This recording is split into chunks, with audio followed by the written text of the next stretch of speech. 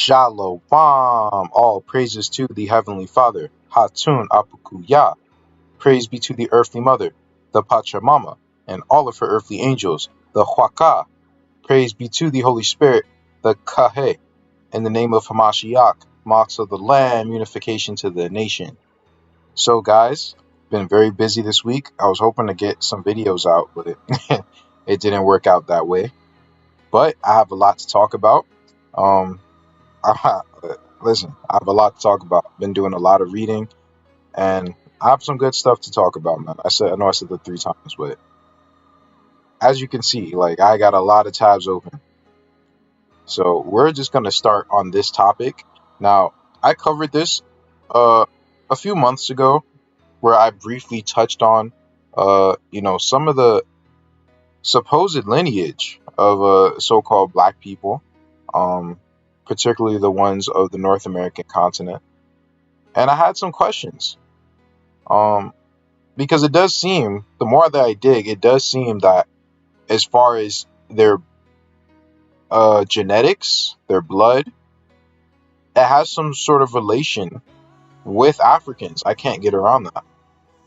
And I don't know if it's an ancient relation or a more recent relation. My guess is that it's more ancient. And it was some sort of mixing that took place. If not with so-called Africans, then something else that are also related to Africans. Or maybe it was another entity that mixed in with both the native Africans as well as us, pretty much. And that is what this investigation is. This is kind of what this playlist is not only to investigate, but it's also to add humility. Because I noticed that a lot of people, they get into the dynamic of, like, it's all black people and everyone else is a heathen and this and that and this and that. And that could not be farther from the truth, I promise you. Just because a certain demographic or demographics are enslaved, that does not make them our brethren. And just because certain demographics don't seem like they're enslaved, that doesn't disqualify them either. Right? Now you can go by correlation and stuff like that, but I'm inherently a researcher, and correlation does not equal causation. Just because you can find more so-called black people down and out than other races, that does not mean that all black people are descendants of Jacob. That's a big, big assumption. And while I do recognize that the indigenous races of the earth have been subjugated, I'm not going to get into insecure rhetoric and conclusions. I'm just going to keep it real. That's what I do on my channel. This is pretty much open research. I'm not going to tell you what you want to hear. I'm going to tell you what my findings are, pretty much. And if you don't like it, you can dip. You can kick rocks, like we say here in New York. But anyway, I'm going to read this out first, man. Because if you guys are going to blame someone for what I'm about to show you, blame your ancestors. Blame them. It's not my fault. So we are in Deuteronomy chapter 7, verses 1 through 7.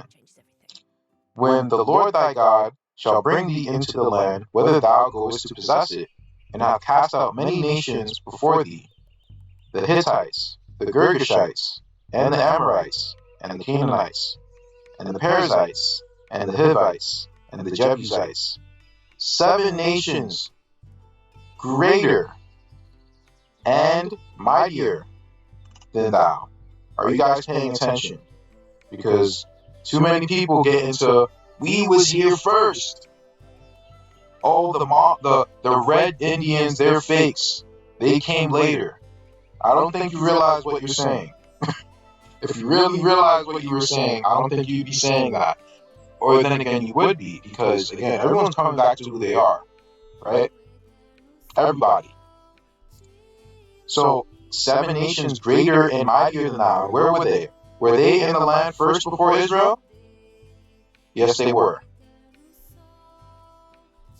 And when the Lord thy God shall deliver them before thee, thou shalt smite them and utterly destroy them. Thou shalt make no covenant with them, nor show mercy unto them. neither shalt thou make marriages with them. Neither shalt thou make marriages with them. Thy daughter thou shalt not give unto his son, nor his daughter shalt thou take unto thy son. For they will turn away thy son from following me, that they may serve other gods. So will the anger of the Lord be kindled against you, and destroy thee suddenly. But thus shall thee deal with them, and ye shall destroy their altars, and break down their images, and cut down their groves, and burn their graven images with fire. For thou art a holy people unto the Lord thy God. The Lord thy God hath chosen thee to be a special people unto himself, above all that are upon the face of the earth. Did you guys hear that? We are different from everyone else. So I don't understand how people are coming hand in hand with the whole continent of Africa. That does not make any sense. None at all. Doesn't. And it also doesn't make sense to stay within your bubble. People are just staying within their bubbles. You got the American black only. All the other black people in the world are all Hamites, and only the black Americans are the Israelites. Then you got these Negroes over there in Africa talking about only the Bantu and the descendants of the E1B1A. Hey, I got something for y'all too, by the way. It's just these little bubbles that no one is doing any critical thinking. You know, even got Latino only. All these stupid ass groups. Y'all are not studying and you're not being humble. Again, I'm just keeping it a stat. But we're going to continue. The Lord did not set his love upon you, nor choose you, because you were more in number than any people, for ye were the fewest of all people. So, again, guys, the ancient Israelites were not a big people.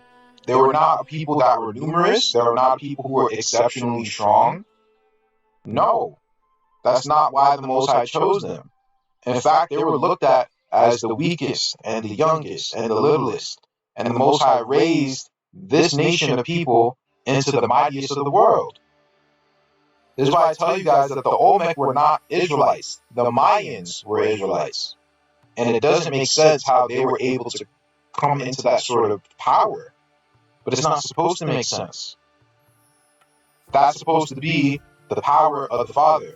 Notice the Olmec history has not really been hidden, but the Mayan history has. You have to pay attention, bro. Who did the Mayan and the Aztecs say that they were? Who did they say they were? They said they were descended from Israelites. I have accounts. Both the Maya and the Aztecs said that. The Olmec never said that. In fact, the Olmec are here today calling themselves Moors, and they're descendants of Egyptians and Moabites and Wichita and all this other stuff. So that's what they're saying they are. Like, come on, man. But anyway, let's continue. 2 Samuel chapter 21, verse 20. And I went over this already in the Sodom and Gomorrah video, but, I'm bringing it back. And there was yet a battle in Gath, where was a man of great stature, that had on every hand 6 fingers, and every foot 6 toes, 24 in number. And he was born to the giants. So there you go. Now, who is this talking about? It's talking about Goliath, a man in Gath, right? And he's a Gittite. That means an inhabitant of Gath, someone belonging to Gath. So, who's Gath? Whoops.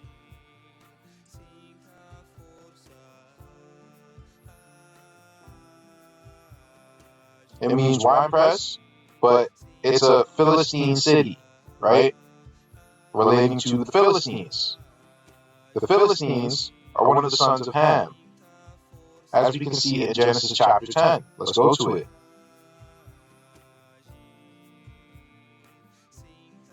And Mizraim begat Ludum, and Anam, and Lehabim, and Naphatim. And we're going to get into that again. Naphtahim, excuse me. Skipping down. And Caluhim,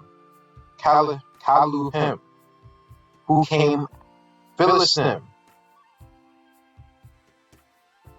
So the Philistines were born, or pretty much the descendants of Mizraim, which is the original way how to say the Egyptians.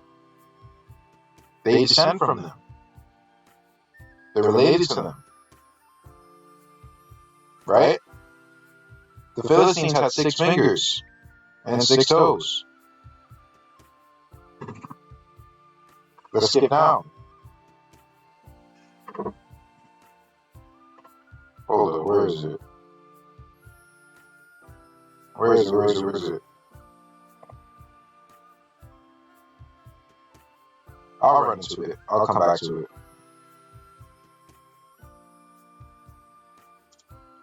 So, as someone on my channel, and it's funny because while I was actually doing this video, someone made this comment. They said, I think the black people with 6 fingers is a yo family thing. I've never seen quote-unquote black people with 6 fingers. I've seen white people and plenty of Middle Eastern type individuals with 6 fingers. So I said, okay, no problem, I'll show you in the video. I was like, oh, I bet, because I was literally working on this video. U.S. college athlete goes viral for having 6 fingers on one hand. You've never seen black people? I mean, again, I've seen this way more than anyone else for so-called, quote-unquote, black people. J.J. Weaver is not the only person. Pure-blooded so-called Indian dude, probably. From, plays in Kentucky. I don't know his lineage, I'm just saying. It looks like it, though. Right? But you never seen no black people with 6 fingers? Oh, we're gonna get into it. I wanted to find... Yeah, 1 second. I gotta find this.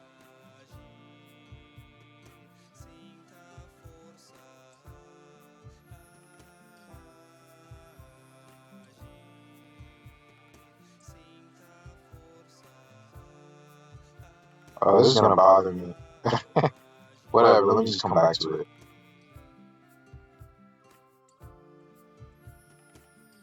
So, let me see. For all the petroglyphs that they find all around the Americas, that they call, that they refer to these gods as and these giants as, they all have 6 fingers. But what type of 6 fingers do they have? This is in Brazil, right? They have it on the pinky side. This also does not have 2 thumbs. It has 2 pinkies. Again, 2 pinkies. 2 pinkies. 2 pinkies that looks like an extra index finger. I don't know, bro. But look, it's not 2 thumbs. That's what I do know. It is not 2 thumbs. Right? Okay.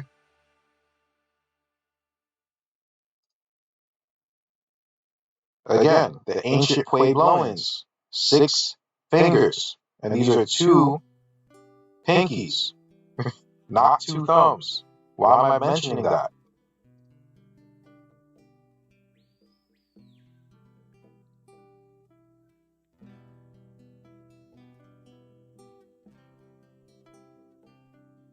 According to the study by Finley et al. In the United States of America, polydactyly is 10 times, which is pretty much to have an extra finger. I believe pre-axial polydactyly is when you have 2 thumbs, and post-axial is when you have 2 pinkies. But look, it is 10 times more common in black versus white males, and 22 times more common in black females than white females. The incidence of polydactyly is 2.3 per 1,000 in white males and 13.5 per 1,000 in black males. The nature of polydactyly in the world seems to be influenced by genetic and ethnic factors. The incidence of preaxial polydactyly is 0.08 to 1.4 in 1,000 live births. It is more common in whites and is relatively frequent in Native American and Asian patients. And that's preaxial, meaning 2 thumbs. In contrast, post-axial polydactyly is 10 times more frequent in black populations compared to white. Post-axial polydactyly is more common than pre-axial polydactyly, so it's more common. That pre-axial 2 thumbs, that's not even common. The post-axial, meaning the 2 pinkies, is. And is frequently associated with other congenial defects. Its prevalence is 1 to 2 for every 1,000 live births. So there you go, bro. It's more common in so-called black people.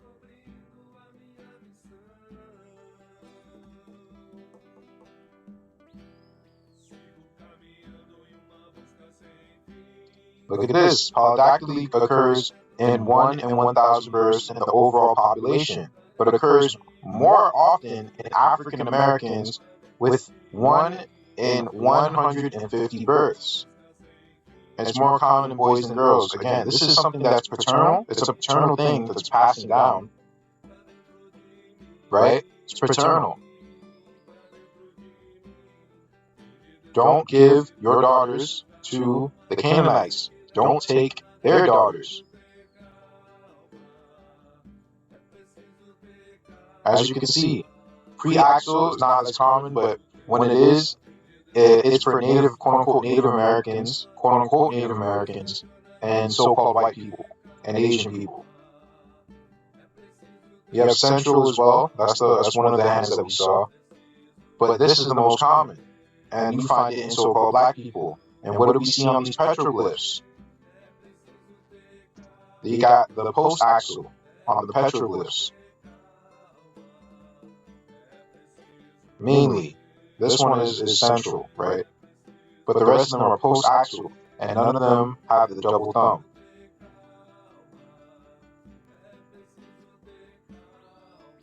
Listen, guys, I'm not saying this as if I don't have this in my lineage. I'm saying this because this is just research. This is how it works. You do it to a fault. Anyway, in April of 1673, James Needman, an Englishman and Gabriel author, possibly an indentured servant, came with approximately 8 Indians as explorers to the Tennessee Valley. There, Needham finding hairy people who have a bell which is 6 foot over which they ring morning and evening. And at this time, a great number of people congregate together and talk in a language not English or any Indian dialect that the accompanying Indians knew. And yet these people seemingly looked European. Needham described them as hairy, white people, which have long beards and whiskers and wears clothing. And yes, these are the ancient so-called Anakim. Yes, indeed. These were the cave beasts. No offense. But as we're about to find out who's actually closer related to them than we thought. And this is what I was thinking. I'm thinking, is the 6-finger gene, are the giants and the Neanderthals 2 different things? Are the fallen angels actually black and the Neanderthals are white? To put it in those terms. Because it's not making sense to me, man. Something's like a disconnect. And it's the fact that I just showed you that so-called black people have those features of having a 6-finger, and almost none of these Europeans don't. So-called Europeans don't. So were these ancient giants, because a lot the Native Americans pretty much say that, yeah, these giants were white with 6 fingers. How are they white when no white people today pretty much have 6 fingers in that same way? Unless these were albino Africans. Now that is interesting, and that would make sense. But I can't say yay or nay. That's the conclusion I came to. You could let me know what yours is. Well, one, you're not going to convince me that black people don't have this gene. You're not going to. You can run away from it. You have cognitive dissonance, but that's not my problem. They have this gene. I've met several black people who have it. They also don't want to speak about Rh negative blood. Hey, I don't know. They could have two origins. They could have one. I don't know.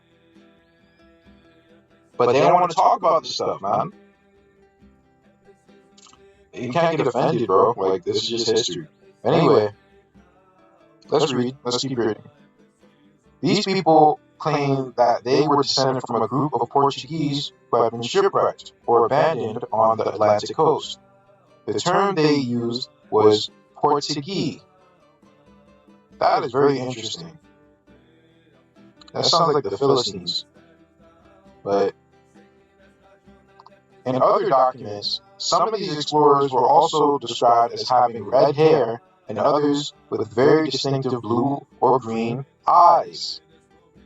Interestingly, some descendants of the Melungeons, as they are called, have 6 fingers and 6 toes. Now here's the thing, it never really said that being white and hairy had to do with having 6 fingers and 6 toes. But that's until you read some of these documents that the Native Americans, that they said. And we went over this before. The Nahulo, the Cherokee called them the Moon People. And it's funny because someone else commented and said that, oh yeah, like, you know, that video I did on Lucy, that Klamath Indian woman, Lucy Thompson, married that white dude, and she was talking about how, you know, there were black giants and white people who saved them or something like that, and you know, those white people, they went to heaven and all this other stuff. But other tribes pretty much said that they fought to the death against these white people, these so-called white people, and that they were cannibals and all this other stuff, man. It's crazy. But anyway, they were referred to as moon people in that book Owaspe.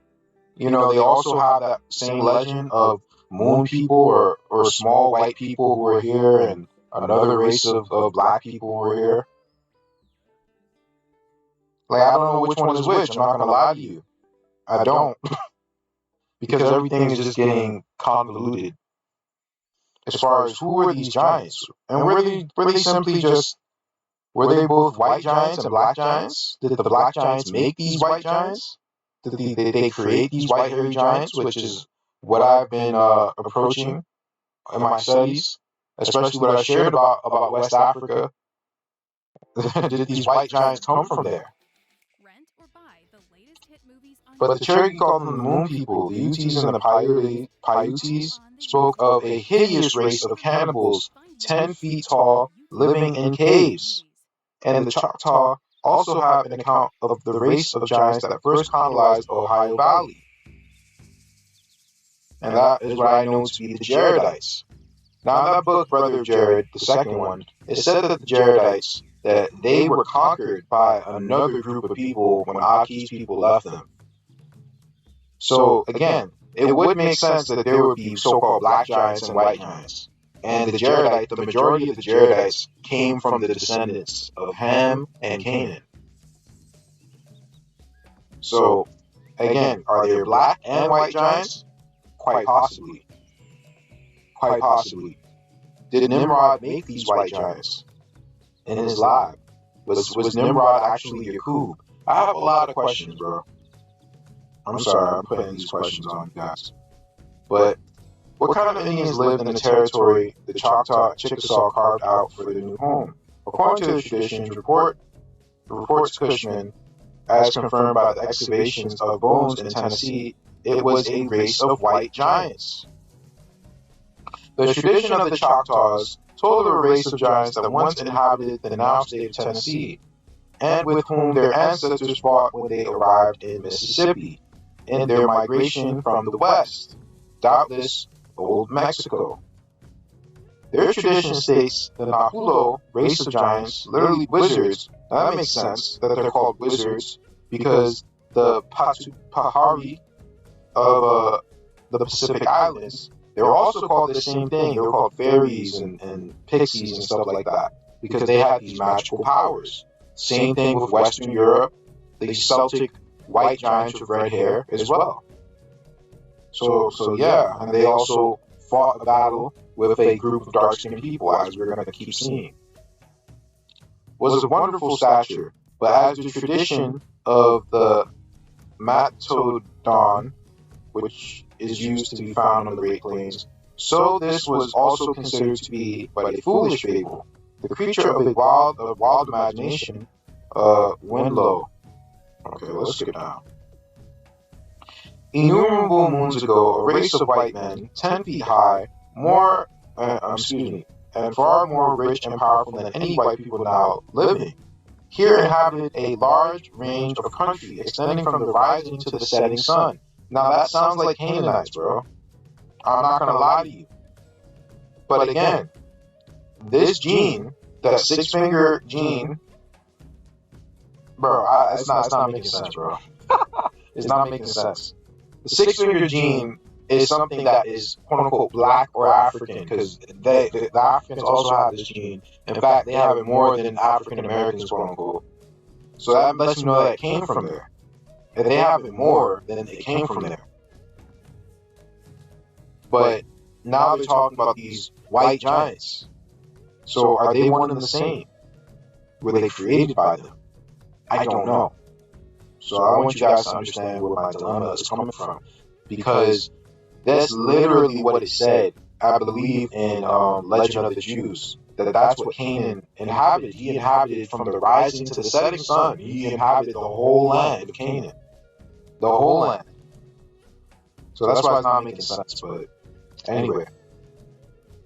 Well, it is making sense, but I'm just having conflicting ideas, pretty much. Like, I don't see how the Canaanites started off as being white. That doesn't make sense to me. Because Canaanites lived among the Hamites. Canaan was not related to Ham, as we read it in the Book of Remembrance or Ancient Grandmothers. But they lived among the Hamites and they intermarried with them. So it doesn't make any sense. It's not making sense. Unless they were cursed with some sort of leprosy or something, then that would make sense. And I've shared that opinion before, but I have no proof to back that up. So I don't know. But could they just be leprous African giants? Sure.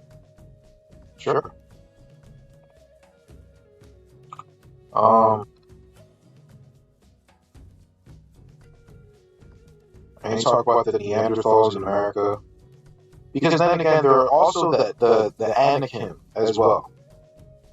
There's the Anakim, and the Anakim are not Hamites. The Anakim are Anakim. And even here you will see in these different, murals in Mexico, what's happening? They're throwing these blonde-haired white people in the ocean. You know, they're pretty much expelling them and sacrificing them. So that's why I'm just like, I don't know, bro. I don't know. But they apprehended these people and then kicked them the hell out. But they have some sort of link with the African, bro. They do. What is it, though? Now, I'm going to use this tweet here because I'm not going to look for the book. I'm not going to pay for the book just to reference it. This is a quote. You can look it up if you just Google this quote. Maori tradition tells us that their ancestors in times long passed away, 165 generations ago, they migrated from a hot country named India. Now, I don't know if I pulled up that map, but Kermit will be showing that map all the time, where it shows pretty much India as South America. You know, they refer, like, bro, why did I close out these maps? I don't know, bro, but you can find all these maps everywhere. Hold on. No, that's not it. No, I must have closed it out, but yeah, my bad. But yeah, India is always referred to as the Americas, pretty much. Call it India or the Indies. India superior, China superior, all of that, bro. Atlantis, they got it all over the place on these different maps. So if you want a reference, I'll get you one. Just let me know in the comments. The cause of this exodus was a disastrous war with a dark-skinned folk in which great numbers were slain. This war is recorded in the Indian epic, the Mahabharata. They crossed the oceans in two lands.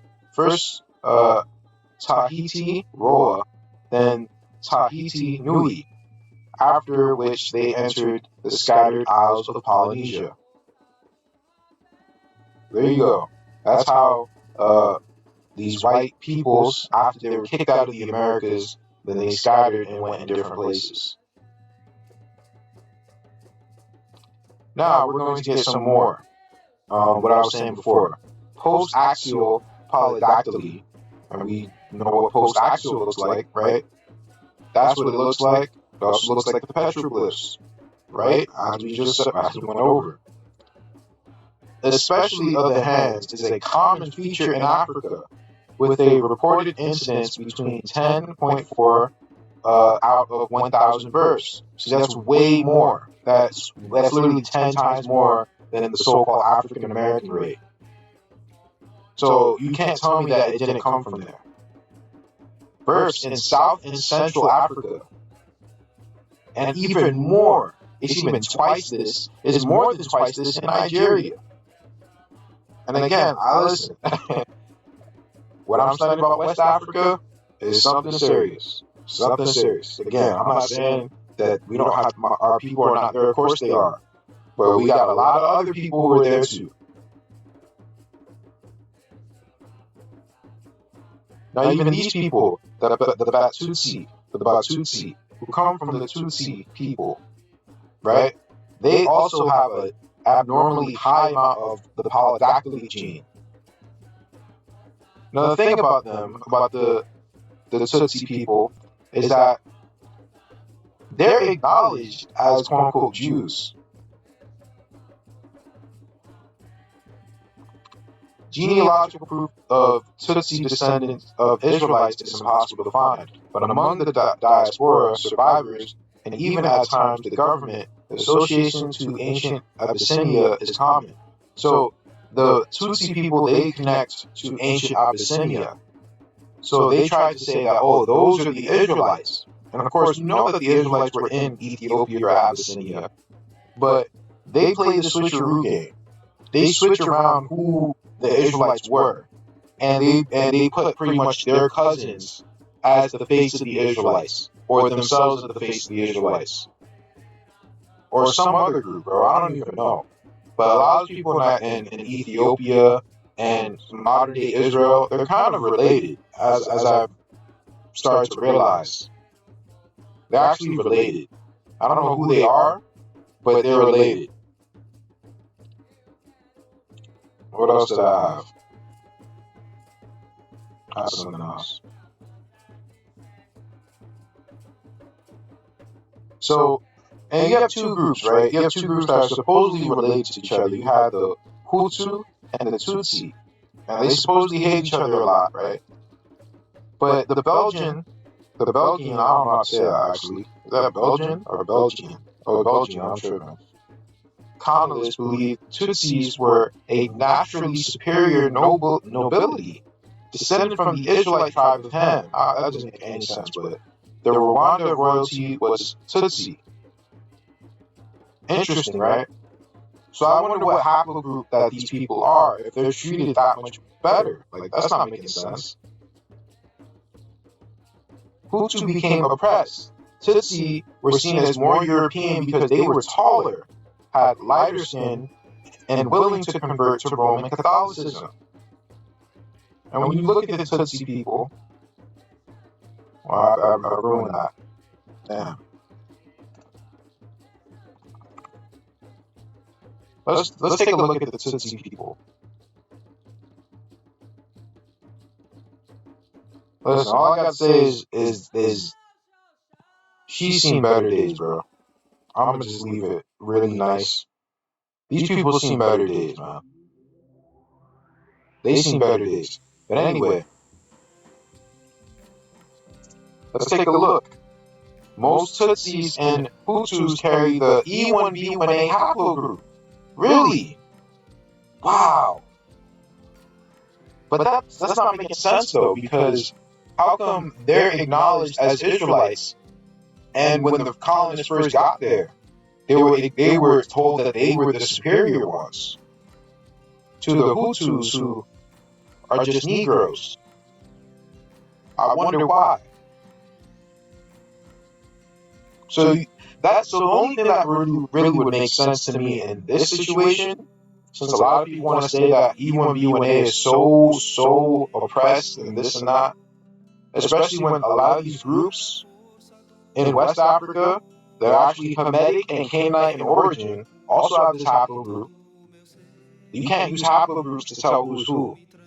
That's not how they work, bro. People push garbage on the internet, and it's just like, man, if you only knew, bro, what you were really saying. Let me see if I missed anything.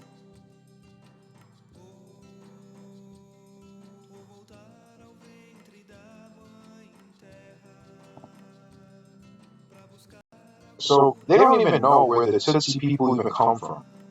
They don't know whether they're Nilotic, Cushitic, or Bantu. They don't even know.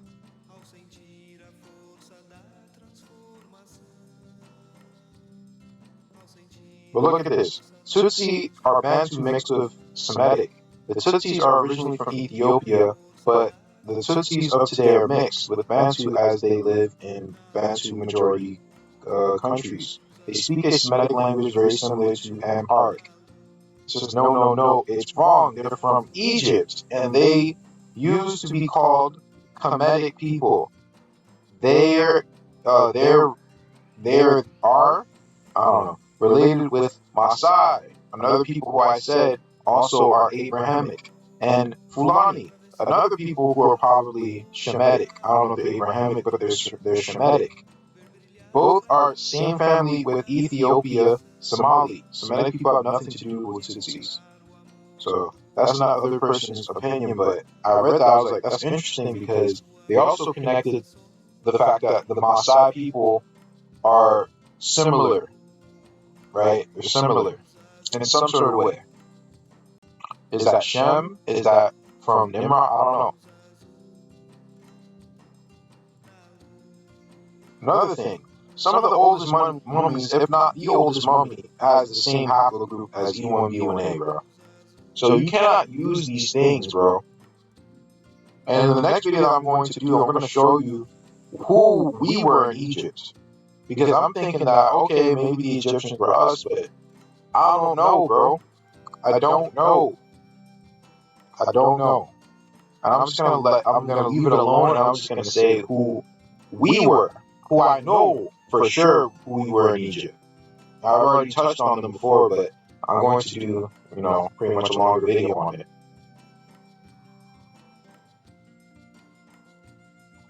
So, moving down.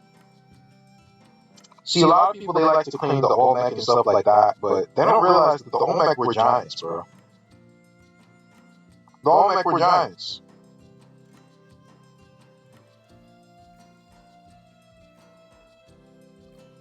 I'm trying to find out where we're supposed to go to. Bruno Castillo, I forgot how to say that, bro. Is it Castillo? Yeah, it is. I'm tripping. Was one of the Spanish conquistadors with Hernan Cortez when Cortez entered the Aztec nation of Montezuma.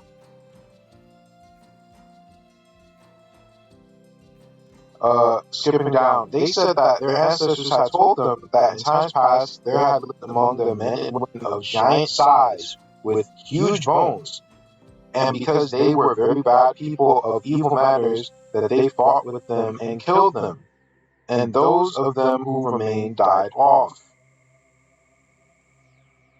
So that we can see how huge and tall these people had been, they brought us a leg bone of one of them, which was very thick and the height of a man of ordinary stature, and that was the bone from the hip to the knee. Bro, what the hell? It was as big as a dude, bro. The bone that's in between the hip and the knee was as big as a man. It was like 5 feet high, bro. That's wild, bro. These were big giants. Anakim. But then again, I don't know, bro. Are they two different people who also possibly mixed with these two different quote-unquote giants? Because in Mesoamerica, if I get to it, they have a legend of these giants, both black and white giants. If I get to it, my voice is kind of hurt though. Let me see.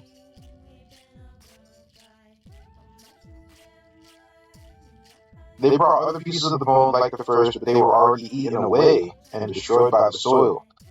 We were all amazed at seeing those bones and felt sure that they must have been giants in this country. Let's talk about in Mexico. A remarkable discovery found in Mexico, a cave containing some 200 skeletons of men, each above 8 feet in height. The cave was evidently the burial place of a race of giants who antedated the Aztecs. All unanimously agree that the giants existed and dwelt in various parts of this continent. They are descended from families who united at the dispersal of Babel. Now, I'm hoping I can find this now.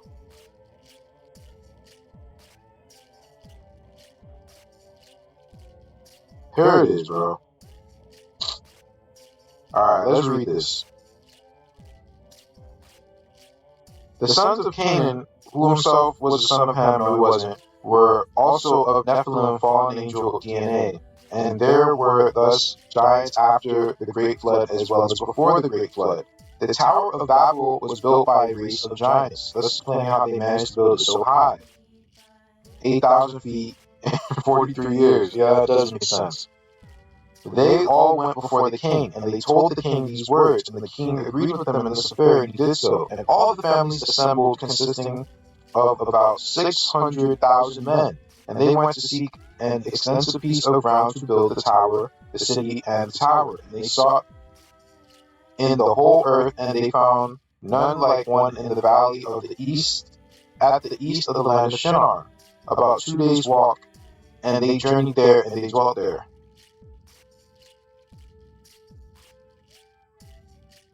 Let me see.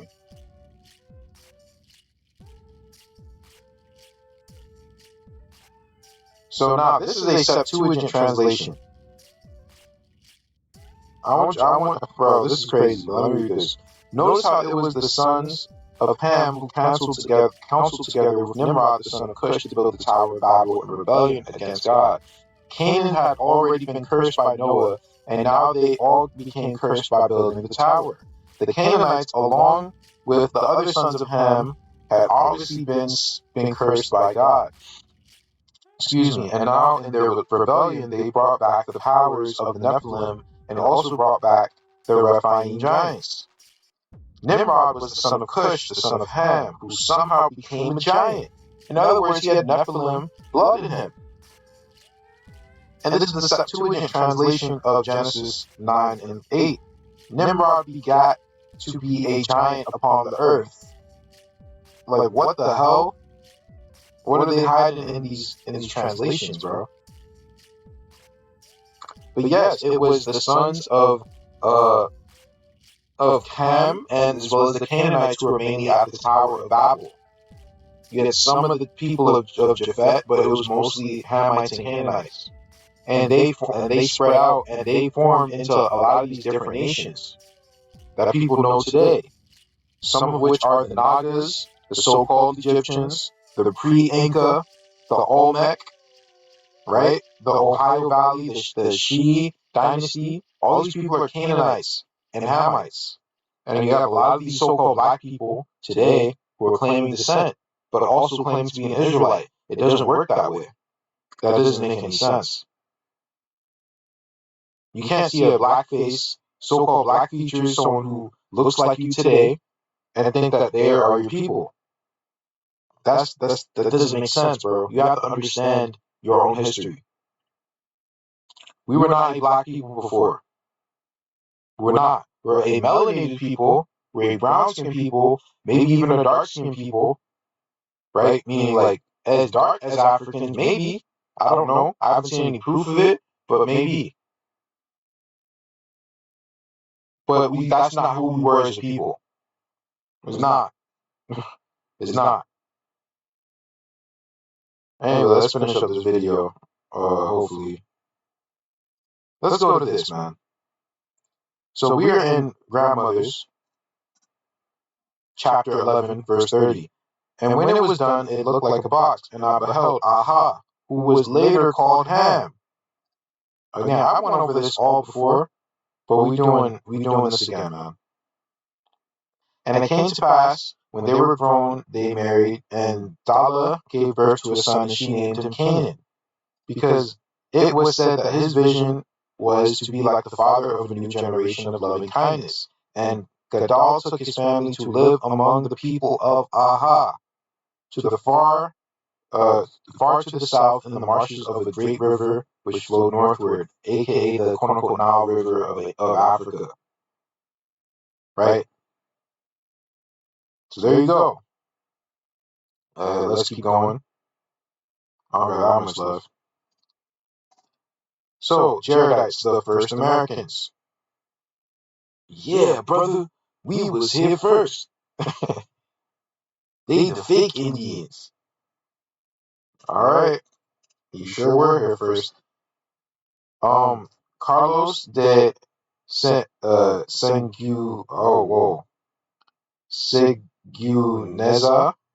y Gongora must have had access to the Aztec records or traditions, because he arrived at the curiously definite result that the original settlers of Mexico were descendant of Naphtahim, son of Mizraim, grandson of Noah, who left Egypt for Mexico shortly after the confusion of tongues. So as you can see, that's what he said they were.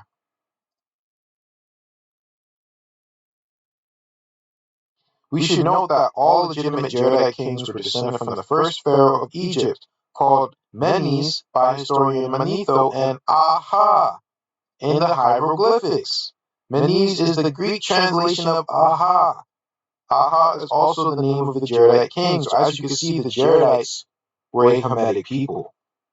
Jared wasn't, but the Jaredites were. The vast majority of them come from Hamites. The vast majority. The specialized expertise cited among the Jaredites further corroborates linguistic and historical evidence that the Jaredites were descendants of Ham. And this is not a Jaredite Olmec video, that's for another time. But there you go. The Negro type is seen in the most ancient Mexican sculptures. The Negroes figure frequently in the most remote traditions of some American pueblos. That's what I was talking about. The Hopi, the people who came before them, they were so-called black people or so-called Negroes, but they're not Israelite Negroes. You guys get it, bro. They're not Israelite Negroes. They're Canaanites. Let's get this through our heads. It is to this race doubtably belongs the most ancient skeletons, distinct from the red American race, which have been found in various places from Bolivia to Mexico. It is likely that we repeat America was a Negro continent. But if you look at most of our skulls are not Negro. We're not as quote-unquote black as people are making it out to be. Some of us are, but some of us aren't. And there's a reason why we might be this black today. It might not have anything to do with the Canaanites of back then. It might have something to do with what I shared earlier. Remember what I said. Don't mix in with the Canaanites, right? That's not just talking about the descendants of Canaan. It's also talking about the whole inhabitants of the land of Canaan. which could be the Anakim or the descendants of Canaan. I don't know, but those are our instructions.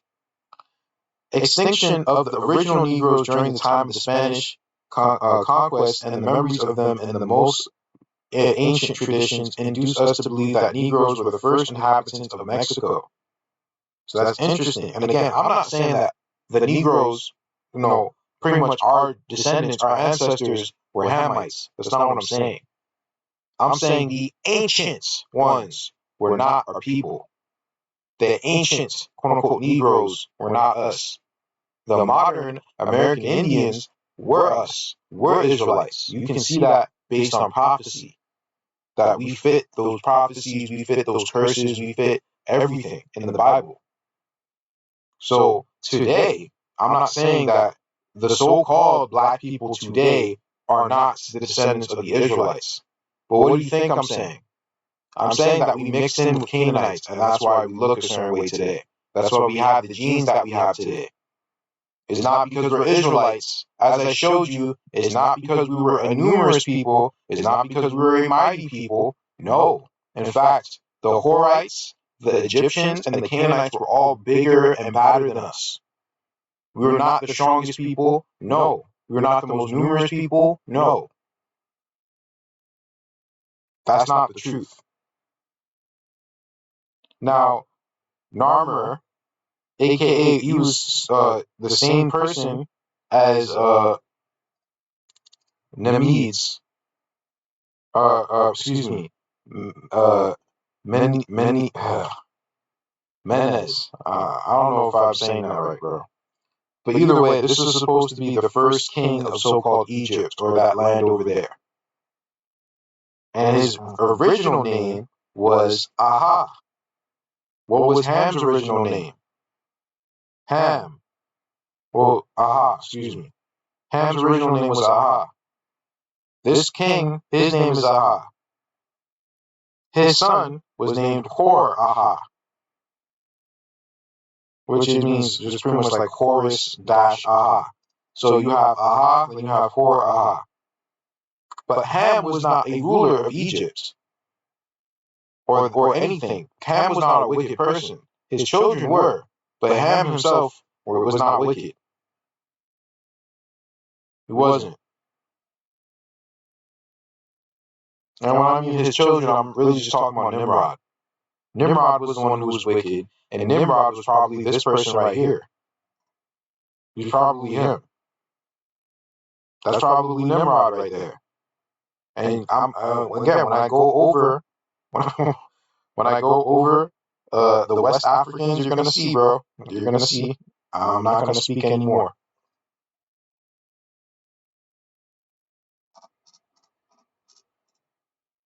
Egypt, Aha, or is it King Menes? I really hope I'm saying that right.